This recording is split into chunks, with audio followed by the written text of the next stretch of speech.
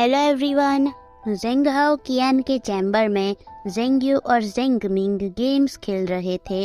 तभी पीछे से आवाज़ आती है, तुम दोनों खुशी खुशी गेम्स खेल रहे हो। तो जेंग यू बोलता है, हाँ तो हम दोनों बहुत खुश हैं। तो फिर से कोई बोलता है, तुम दोनों वर्किंग टाइम पर गेम्स खेल रहे हो। तो जेंग यू बोलता है, ऑफ कोर्स मैं ही तो मास्टर जेंग बनूंगा। मेरे लिए काम करने वाले बहुत लोग हैं, तो फिर मैं क्यों काम करूं भला। और पीछे से एक हाथ आकर उसका मोबाइल छीन लेता है। जेंग यू बोलता है, ओ अरे रे, मुझे 5 किल्स और करने थे। फिर वो पीछे मुड़ता है और बोलता है, जेंग शाओ तुम यहाँ पर क्या कर रही हो? मुझे मेरा फ़ोन वापस दो। मुझे मेरा फ़ोन देती हो या नहीं? जेंग बोलती है, तुम वर्किंग टाइम में गेम्स खेल रहे हो। तुमने इस कंपनी को तुम्हारे गेम खेलने की जगह समझ रखी है क्या? तो जेंग मिंग अपना मोबाइल छुपा कर बोलता है, जेंग शाओ तुम ये मत समझना कि डैड तुम्हारी रिस्पेक्ट करते हैं, इसका मतलब तुम जो चाहो वो करो। जेंग बोलता है, अगर तुम फादर की हेल्प नहीं करती ना, तो आज तुम यहाँ पर खड़ी भी नहीं रह पाती। समझ गई? अब मुझे मेरा फ़ोन वापस दो। जेंग शाओ बोलती है, कोई ना, तुम दोनों मेरे भाई हो, तो मैं तुम दोनों को वर्किंग टाइम में गेम्स खेलने के लिए मना नहीं करूँगी।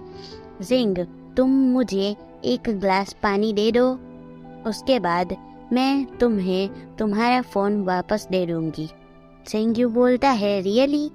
तो जेंग शाओ बोलती है, मैं अपना वादा कभी नहीं तोड़ती।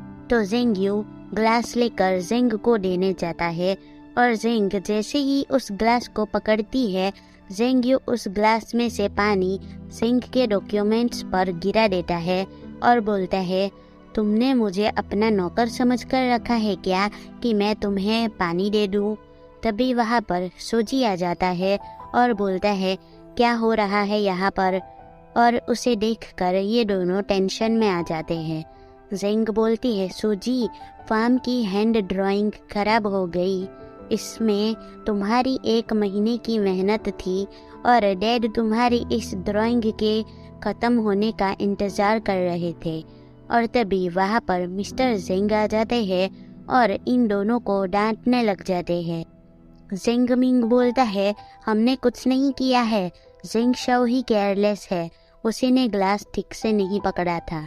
और मिस्टर जेंग आकर सीधे जेंग यू को थप्पड़ मार देते हैं और बोलते हैं, तुम एक काम ढंग से नहीं कर सकते, सब कुछ बिगाड़ देते हो, बस पूरा दिन गेम्स खेलते रहते हो।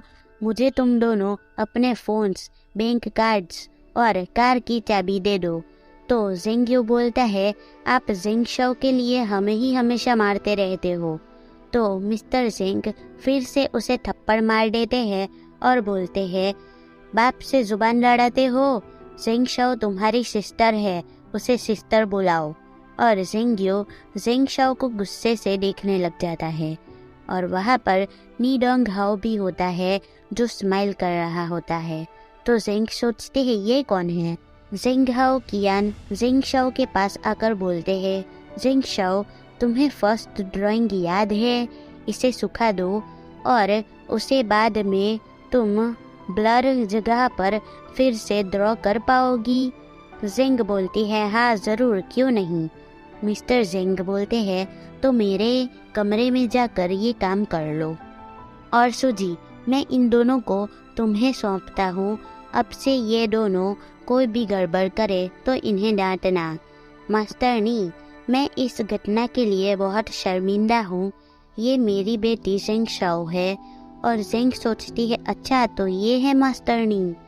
नी डोंग बोलता है, तुम कल रात को मिले थे, मैं अब भी उनकी कल की ब्यूटी को बोल नहीं पाया हूँ, पर आज मैं समझा कि मिस जेंग सिर्फ खूबसूरत ही नहीं बल्कि समझदार भी है।